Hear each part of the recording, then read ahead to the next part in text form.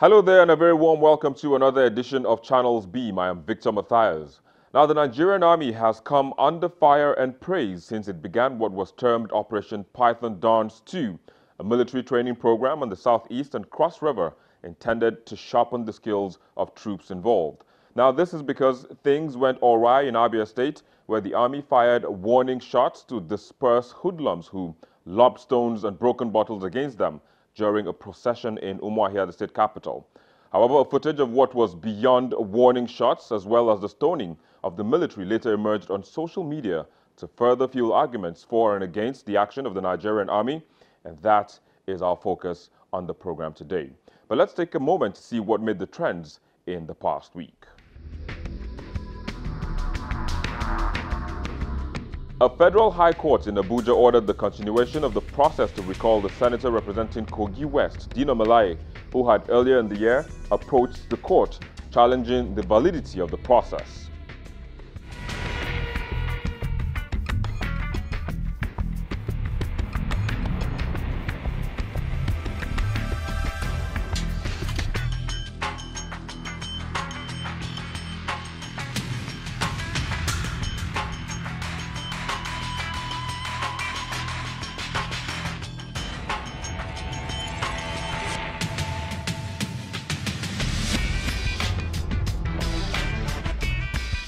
And Nigerians responded to calls for aid to victims of flood in Benue State in north-central Nigeria.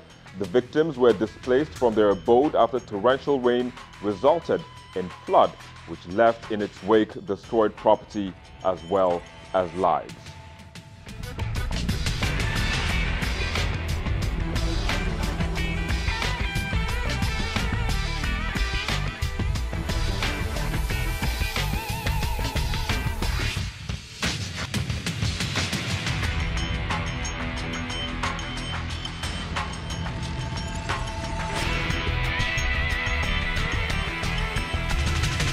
Well, there you go. Those were some of the trends in the past week. Now, joining us to take a look at the topic of the day, we have a lawyer, Ayo Shogunro, who joins us from Mocha in Mauritius.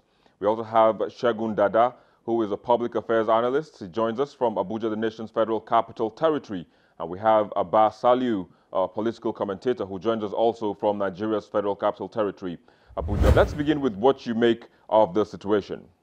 First of all, we must look at where we are coming from, so as to know or understand where it is that we're going to. I want to believe that the agitation for secession is as old as this country itself. Every part of Nigeria, at one time or the other, has had one person. I don't want the way this country is currently constituted. We have to take it down. We have to leave, maybe on grounds of ethnicity or religion. We saw what happened with OPC. We saw what happened with the initial Masob. We saw what happened with all the Zionists and all that. It's a problem that has been going again and again and again. Now, I'm not going to even deceive any, or I'm not going to even go ahead and say that this government has done particularly well the current IPOB crisis. But the question is, what is the best solution to handling this IPOB crisis? And that's why I come to this. My belief is that all the while that we've been trying not to have this conversation, we've been trying to throw money at the problem, we've been trying to politically block these agitations. We've not had enough time, for this country from back to back has not done the right thing by allowing these conversations to come on the way, in the past couple of months now. And it is because of this, people believe that they can do whatever they want, then they'll ask for amnesty. It encourages the rest. This is how we got here, from Uwazurike to the other people who have felt that, they know they can fight for the agitation of Biafra better.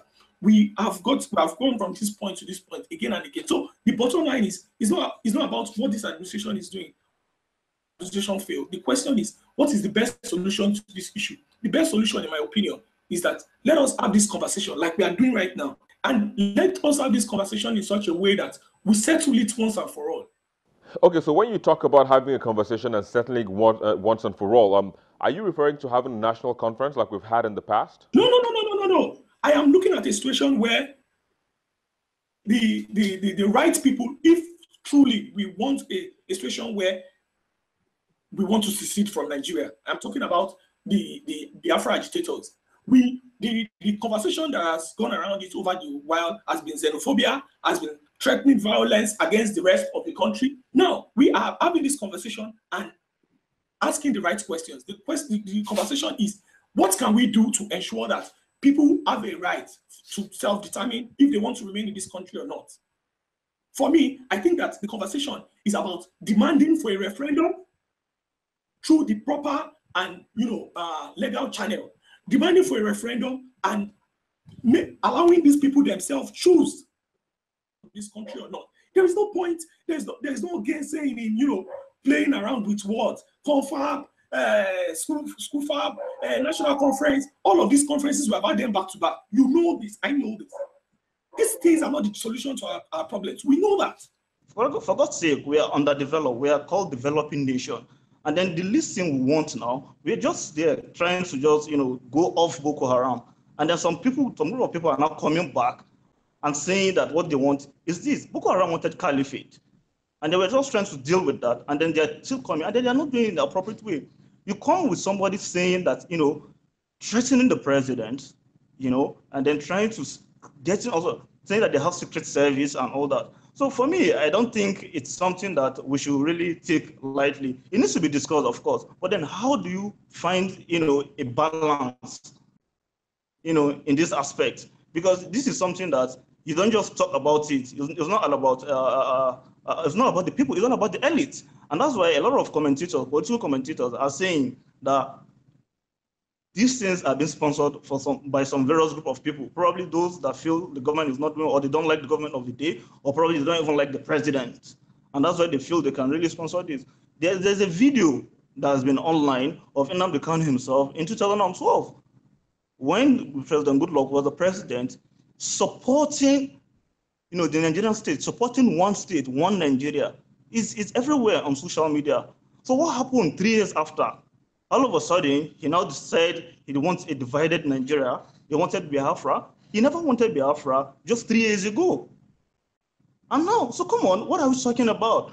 This is a very good analogy. This is something that is on air, and then we can see that. So it now shows that this is not actually an agitation that's based on truth, or based on love for your people. This is an agitation that is based on selfish interest.